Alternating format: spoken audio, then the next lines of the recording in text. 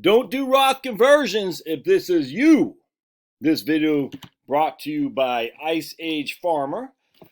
Ice Age Farmer, actually it's not brought to you, I'm just promoting him because I like the guy Christian over at Ice Age Farmer. You can see the back. Oh, can you see that?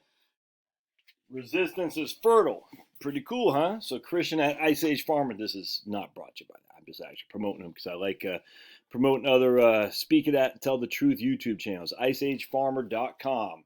So anyway, all right, let's go with this. My man Mike writes, he says, let's say, he goes, why shouldn't everyone do this?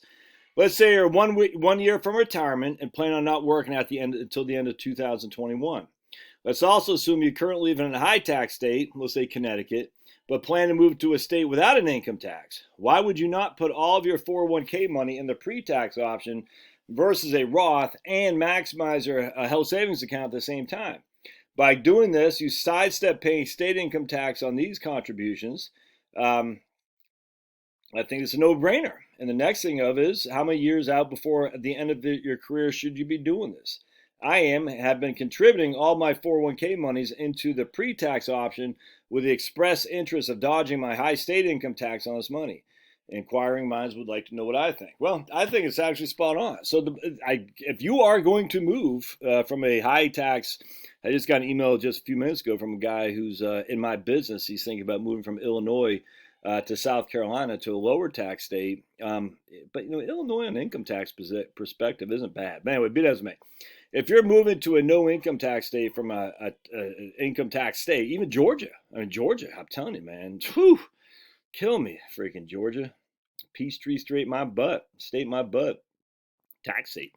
But anyway, so even Georgia, if you're moving from Georgia an hour and a half north to Tennessee, why would you do Roth conversions? Doesn't make any sense. I mean, think about it. I mean, it's easy to figure out. So let's say you do 100,000 Roth conversions. It'll cost you 6% to the state of Georgia, and we'll say 22% to California Feds. We'll just use that for example. It's going to cost you $28,000 to do the 100,000 Roth conversions. So now you're down to 72. And you'll never get that 28,000 back, no matter what happens to the markets. You still have the risk of the market. I mean, everything is still on you as opposed to on the government. You've given the government $22,000 in advance of you receiving any penny for it, and that's all there is to it. So it's going to take some time for you to quote break even. So the issue that comes to my mind is if that is going to happen, where you're definitively going to move to a low tax state from a high tax state, absolutely wait. It doesn't make any sense not to.